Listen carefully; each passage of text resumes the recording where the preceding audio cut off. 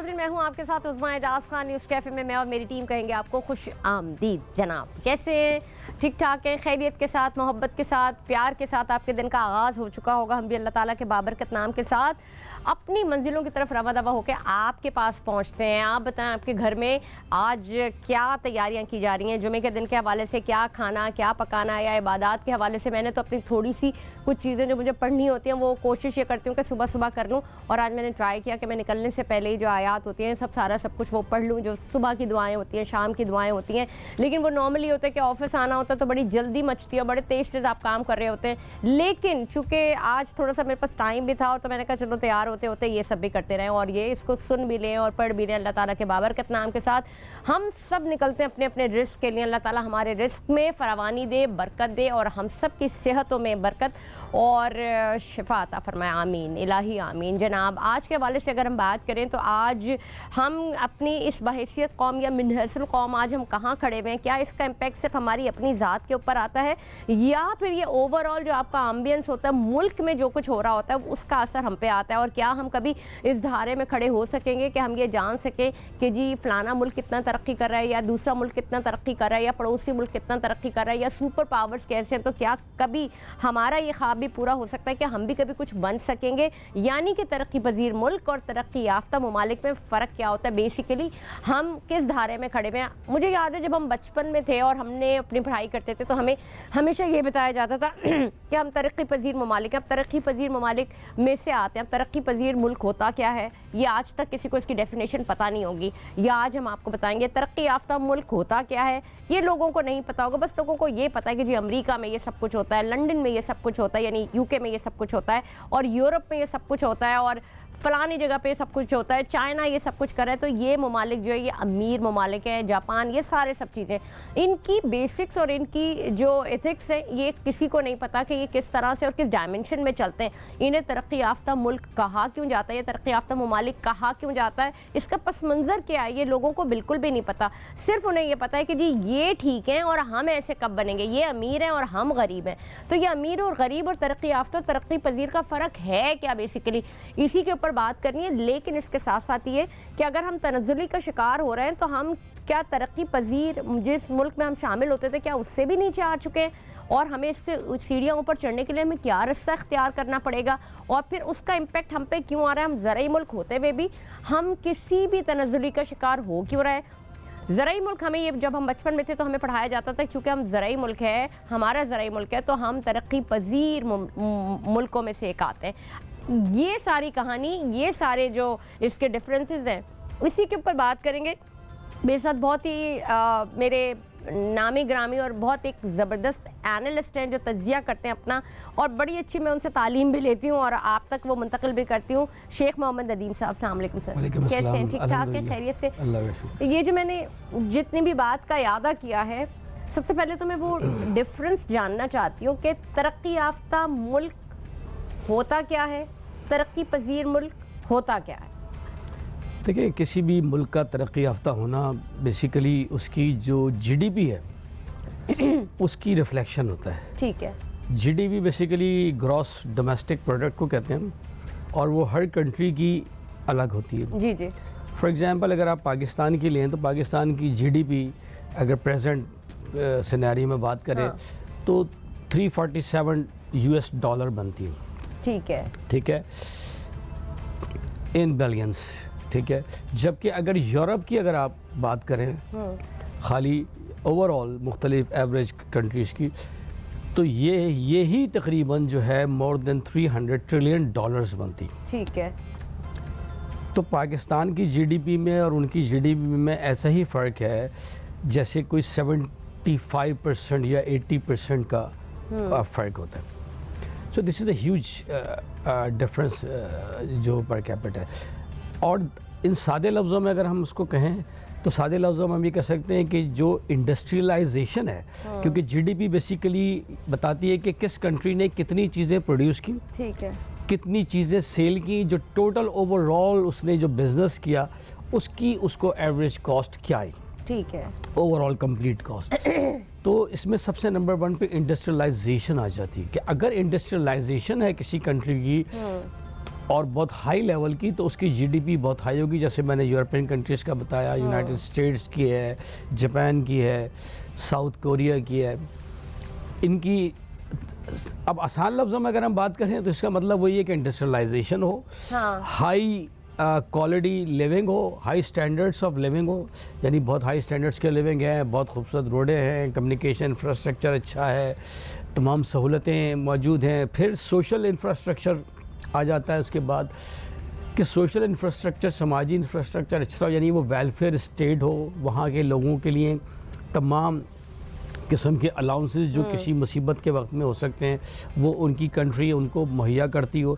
जैसे आप कनाडा में देखें तो वो तमाम बच्चों का अलाउंसेस देते हैं, एजुकेशन फ्री होती है, ठीक है, और बहुत सारे बेनिफिट्स जो उनको एज ए इंश्योरेंसेस होती हैं, उनकी किसी हादसे की तो सूरत आपके में ख्याल उनको में वो बेनिफिट्स तरक्की मिलते याफ्ता हैं। ममालिक होते हैं। जी, वो तरक्की। लेकिन मेरा सवाल ये है, मैं फिर सवाल मेरा वहीं आ जाता है, बचपन में हमें ये क्यों कहा जाता था, और मुझे तो खैर अभी तक इसके मानी नहीं पता, कि जी हम तरक्की पजीर मुल्क हैं। तरक्की पजीर मुल्क क्या होता है? जो स्ट्रगल कर रहा होता है, जो ज़रात, और ये भी कहा जाता था कि चूँकि हम ज़रात में, हमारे पास ज़राई ज़मीन है और हम ज़रात करते हैं तो हम तरक्की पजीर। ज़रा मुझे इसकी डेफिनेशन बताएं, मुझे तो मतलब कितनी दहाइयाँ गुजर गई, ये हम उस चक्रव्यूह से ही नहीं निकले।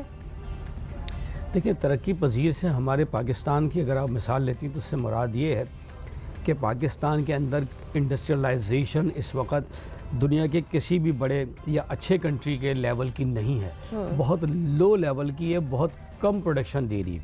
आप देखिए, हमारी जो एक्सपोर्ट्स भी होती हैं बड़ी मुश्किल से वो 30 बिलियन डॉलर की हम एक्सपोर्ट्स कर पाते हैं पूरे साल के अंदर, जबकि जो तरक्की याफ्ता मुल्क हैं वो ट्रिलियंस ऑफ डॉलर्स की एक्सपोर्ट्स करते हैं। ठीक है, उनकी बहुत हाई लेवल की एक्सपोर्ट्स होती हैं। नंबर 2, ज़राअत की जब आप बात करती हैं तो ज़राई मुल्क भी जीडीपी में हाई हो सकता है अगर वो पर एकड़ जो उसकी जो प्रोडक्शन है या यील्ड है, यानी उसकी जो पैदावार है वो अगर हाई हो। हमारे मुल्क में क्योंकि लेटेस्ट स्टैंडर्ड्स अडॉप्ट नहीं करते, लेटेस्ट टेक्नोलॉजी अडॉप्ट नहीं करते, अच्छे सीड्स ये लोग अडॉप्ट नहीं करते, नहीं लेते, और रिवायती तरीके की जो है ये काश्तकारी करते हैं एग्रीकल्चर, तो उसकी वजह से पर हेक्टर जो यील्ड है वो बहुत हमारी दुनिया के जो तमाम स्टैंडर्डाइज्ड कंट्रीज़ हैं उनसे आधी से भी आधी है, यानी 20% है। अगर हम 100% लेना चाहें तो उस वक्त एवरेज जो हम तो मुझे पर ये हेक्टर बताएं लें। कि जिस ज़माने में, मैं आज से अगर काफ़ी पुरानी बात करूं, उस ज़माने में ये सबक क्यों सिखाया जाता था? ये सबक इसलिए बताया जाता था कि देखें, जो आपके मुल्क पे स्टिकर लगा होता है कि आप थर्ड वर्ल्ड कंट्रीज से, एक वक्त था आप डेवलप कंट्रीज़ में नहीं हैं, आप अनडेवलप कंट्रीज, क्योंकि आप कोई चीज़ प्रोड्यूस नहीं करते थे, आपकी जो इंडस्ट्रियलाइजेशन बिल्कुल लो लेवल की थी, आपकी एग्रीकल्चर लो लेवल की थी। लेकिन जिस वक्त मैं, सॉरी क़त्ल कलामी की माफ़ी चाहूँगी, जिस वक्त मेरी आपसे पहले भी इस हवाले से बात हुई कि उस ज़माने में जो हुकूमतें रही हैं, यानी कि ये जो बारी की गिनती की हुकूमतें चल रही है ना, नंबर 1 नंबर 2, इनसे पहले की जो गवर्नमेंट्स थी उस ज़माने में आप ये कहते हैं कि मुल्क ने तरक्की की। अगर वो तरक्की पजीर मुल्क था, उस वक्त तरक्की पजीर मुल्क था, तो ये तरक्की पजीर मुल्क की सतह से गिरा, नीचे गिरा। आज जो मैं बता रही हूँ, पिछले 30-35 सालों पुरानी बात बता रही हूँ, तो ये कहाँ पे पहुँचा है? अब ये तो तरक्की पजीर से भी तनज़्ज़ुली पे आया, तो इसका लेवल क्या, किस तरह मेजर करेंगे? देखिए, मैं थोड़ा सा इसको दूसरे एंगल से देखता हूँ, ऑप्टिमिस्टिक लेवल से।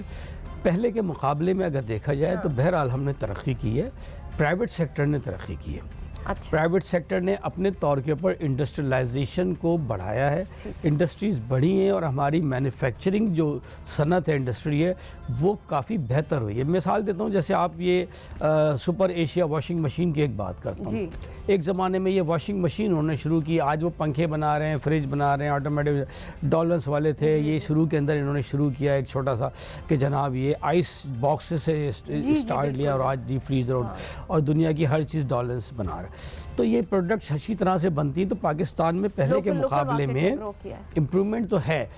और ख़ास तौर पर मैं अपने इदारे का जिक्र करूँगा कि अगर आप दिफाई सनत की पैदावार में जाएँ तो देखें, आप इस वक्त दुनिया में हर तरह का जो भी वेपन का नाम लेती हैं आप दुनिया का, वो हम बना रहे हैं। तो कमज़ोर क्यों दिखते हैं दुनिया को? देखिए, कमज़ोर दिखते नहीं हैं, कमज़ोर हमारी मईशत की वजह से हमारी कमर टेढ़ी है। अच्छा। हम हर जगह कशकोल लेकर जाते हैं क्योंकि हमें डॉलर्स की ज़रूरत होती है बाहर से इंपोर्ट करने के लिए, रॉ मटेरियल के लिए, फ्यूल के लिए। हमारे पास डॉलर नहीं होते। हम कोई चीज़ बेचेंगे तो डॉलर मिलते हैं। तो क्योंकि हमारी सेल इतनी नहीं है, हमारी जो प्रोडक्ट्स इतनी नहीं है कि वो सेल होती है। चलिए, दूसरी बात है कि अगर ज़रूरी मुल्क है, इतनी वाफर मकदार में अजनास पैदा होती है, हमें ही नहीं मिलती, हमें ही नहीं मिलती। इसको तो इतना होना चाहिए था, इतना ये प्रचार करते हैं तो ये बाहर क्यों नहीं भेजते?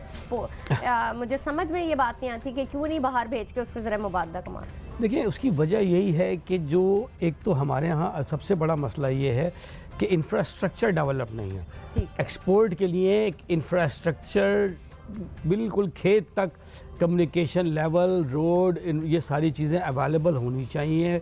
मंडी तक उस एक आम जो किसान है उसकी रसाई जब तक नहीं होगी वो मार्केट में सामान लेके नहीं जाता।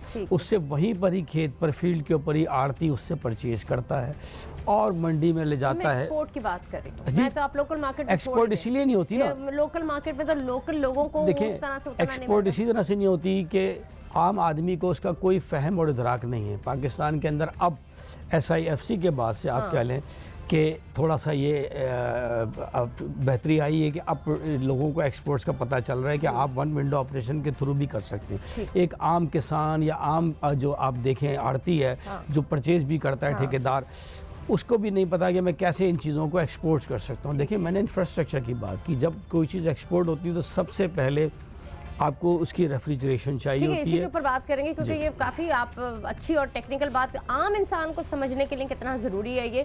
जो मैंने अपने बचपन की जो किताबी बातें होती थी, जो हमें पढ़ाया गया था कि हम तरक्की पजीर ममालिक, हम तरक्की पजीर मुल्क हैं और हम ज़राई मुल्क हैं, तो मैंने आज इसकी थोड़ी सी एक डेफिनेशन जानने और बताने की कोशिश की है। इल्म की वो चीज़ थी जो शायद मेरे जहन में बड़ी खलबली मचा रही थी, लेकिन जहाँ तक मुझे ऐसा लगता है, पता नहीं क्यों मेरी अंडरस्टैंडिंग है या मुझे ऐसा लगता है कि हम जिस मुल्क में हम रहते हैं वो बड़ी ब्लेसिंग्स के साथ रहते हैं। हमारा कोई मुकाबला उस दुनिया से जो भाग रही है, क्या हम वहाँ पे एक मिनट भी खड़े होकर कोई चीज़ बेच सकते हैं या अपने आप को कुछ मार्केट कर सकते हैं? ये मेरा सवाल है। जी नदीम साहब। देखिए, ये जो हमने अभी तक बात की, ये स्टैंडर्ड्स जो है ना, ये तरक्की याफ्ता, डेवलप्ड और अनडेवलप्ड, ये हमारे अपने बनाए में, ये हमारे बनाए हुए नहीं है, ये यूरोप और वेस्टर्न कंट्रीज़ के बनाए हैं। ठीक है। अगर हमारे हकीकी बात की जाए, अगर आप मुझे इजाज़त दें। जी जी बिल्कुल। तो देखिए, हमारा मुल्क मेरे हिसाब से तरक्की याफ्ता है। हाँ सही है, यहाँ थोड़ा सा इंफ्रास्ट्रक्चर सही नहीं है, क्वालिटी लाइफ सही नहीं है, लेकिन देखें कि हर चीज़ तकरीबन खाने पीने की, कपड़ा आप देखें, आप पुराने कपड़े भी यहाँ पे देखें, आप पुराने कपड़े में भी लोग एडिडास के भी जो है वो बेहतरीन जो है ना वो ड्रेसेस और ट्रैक सूट और स्पोर्ट्स गियर वो आसानी से हासिल कर सकते हैं। इवन जॉगर्स, आप हमारे मुल्क में जिस दिन अगर आपकी एग्रीकल्चर एक्सपोर्ट होना शुरू हो गई तो आप सोचें कि ये जो आज आपको 200 रुपये किलो आम या 300 रुपये किलो आम या 400 रुपये किलो अंगूर मिल जाता है, और ये जो मछली मिल जाती है, प्रॉन मिल जाते हैं, ये गोल्ड, ये सब आपको नहीं मिलेगा। ये आपको एक एक दो दो सेब, जैसे आपने अभी जिक्र किया ब्रेक के दौरान, आप यूरोप माशाल्लाह बहुत दफ़ा जा गई हैं कि वहाँ पे अगर आप कहीं बाज़ार में जाते हैं तो वो 2 सेब दे दो या इतने से गिलास में अंगूर रखे हुए हैं तो वो आपको वो बेचता है कई यूरो के। तो बाहर जो मॉडर्नाइजेशन है, डेवलपमेंट है, वो बहुत, अगर मैं उसको कहूँ, वो एक शेडो टाइप है। ठीक है, असल डेवलपमेंट हमारे यहाँ है अल्हम्दुलिल्लाह। हमारे यहाँ वैल्यूज़ हैं, हमारे यहाँ चीज़ें रीचेबल हैं हर इंसान के तकरीबन। इस वक्त गरीब भी खा सकता है। सिर्फ थोड़ा सा ये, जिस दिन ये एग्रीकल्चर आपकी एक्सपोर्ट होना शुरू हो गई, हमें ये चीज़ें नहीं मिलेंगी। बड़ी मज़े की बात है कि वहाँ तो कोई अमीर तबका भी होता है तो उनके घर में सर्वेंट्स नहीं होते, यानी कि वो बुलाते हैं, कोई 15 दिन में या हफ्ते में कोई उनकी एक मेड आती है जो कि क्लीनिंग आर्ली वो चार्ज करते हैं। उनके अंदर इतनी हिम्मत नहीं होती कि वो, हमारे यहाँ एक गरीब आदमी भी अपने घर में मेड या तो आपकी हाउस हेल्प रख सकता है। तो ये हम इसको क्यों नहीं तरक्की याफ्ता में शामिल करते? प्लस ये कि ये जो आपने फ्रूट की बात की, हम तो जाके 2-2 या 3-3 या 4-4 केले नहीं लेते, किलो के हम लेते हैं। अच्छा वही बात आ जाती है किलो के हिसाब से, हम तो लेकिन 2-2 दर्जन हम अंगूर लेने जा रहे हैं जी 3 किलो, इससे कम की तो हम बात ही नहीं करते। बिल्कुल, हाँ, हम सेब लेने जा रहे हैं तो 5-5 किलो पैक करवा रहे होते हैं कि जूस निकाल के खुद पियेंगे, बिल्कुल कुछ फ्रोजन। तो ये चीज़ें भी तो कहीं ना कहीं हमारी आवाम इस बात को क्यों नहीं मानती और समझती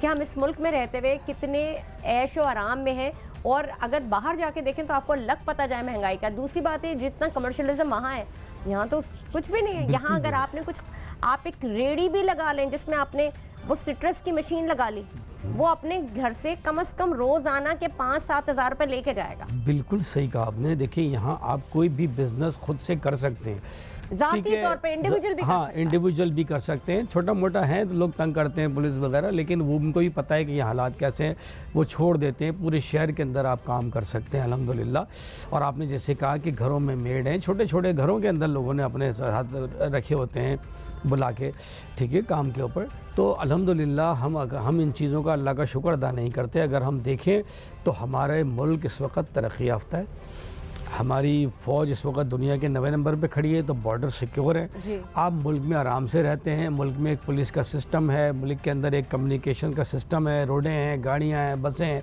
चल रही हैं, ठीक है। उनमें बहुत ज़्यादा लॉज की इन्फोर्समेंट नहीं है, हाँ। लेकिन वो बहुत ज़्यादा लॉ आई वॉश नहीं है, हाँ आई वॉश नहीं है, लोगों को पता नहीं है। और मुझे तो ऐसा लगता है कि अगर बाहर आप कोई एक अकाउंट भी खुलवाने जाएं, कोई काम भी करना जाए, मुझे इतना मुश्किल काम है।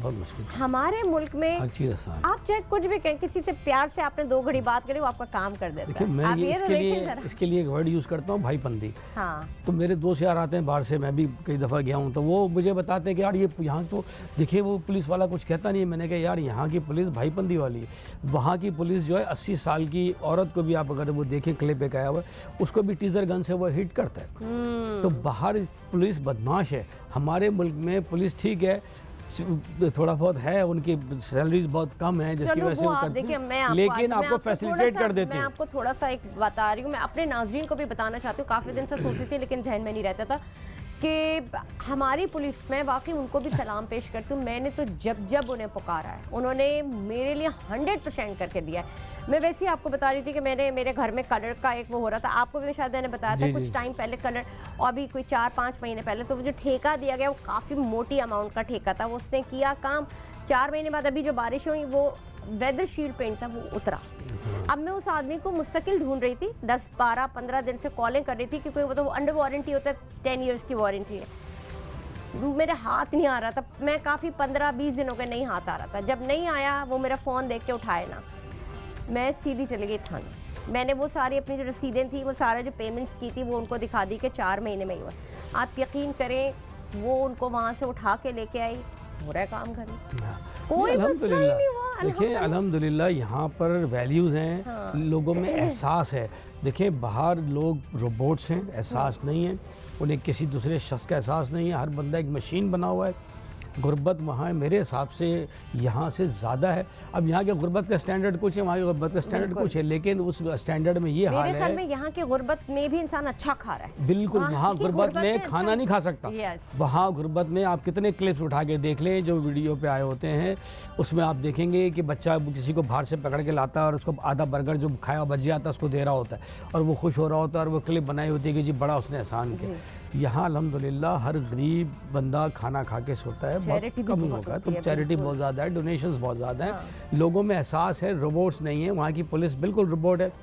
दे मीन बिजनेस, 2+2 का मतलब 4 है। आपने कुछ किया नहीं और आप गए नहीं सारी ज़िंदगी के लिए, तो अल्लाह का शुक्र अदा करना चाहिए। हम मेरे हिसाब से, जैसे आपने कहा कि हम डेवलप कंट्री हैं, हम तरक्की याफ्ता मुल्क हैं, ठीक है, अल्हम्दुलिल्लाह हमें हर चीज़ यहाँ पे मैसर है। इस जो भी हमारा सरज़मीन है, इसके अंदर हर चीज़ अवेलेबल है। सिर्फ है तो हम आपस में लोगों का एक यूनिटी, एक इत्तेहाद, एक भाईचारा उसकी कमी है, वो भी और बढ़ जाए, मोहब्बतें बढ़ जाएं, आपस में ताल्लुकात बढ़ जाएं, और हर चीज़ को टेबल पे नेगोशिएट करने का एक ट्रेंड हमारे अंदर आ जाए, सलीका आ जाए, तो ये मुल्क जन्नत है हमारे। बिल्कुल आपने सही कहा। अपने नाज़रीन को भी बताते चलो कि जो बहस होती है और जो बातचीत होती है वो यही हो रही थी, या टॉपिक ये था, या जो ज़ेर बहस जिसके ऊपर लोग बात करते हैं, वो इस बात के ऊपर बात क्यों नहीं करते जो आज हमने बात की।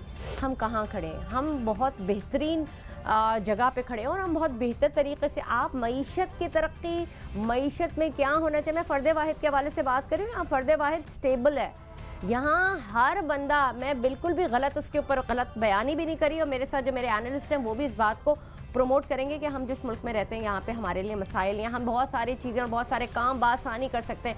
आप जाके तो देखें जिन मुल्कों के आप ख्वाब देखते हैं, वहाँ आप ज़रा रह के तो देखें तो आपको लग पता जाएगा। बहुत बहुत शुक्रिया नदीम साहब, हमारे साथ मौजूद थे। हमने बहुत अच्छा आज एक नुक्ता उठाया और अपने नाज़रीन के साथ उसको शेयर किया। तो जनाब आज के प्रोग्राम में अब तक के लिए इतना ही, मुझे दीजिए इजाज़त। मैं हूँ उस्मा एजाज खान, पाकिस्तान जिंदाबाद।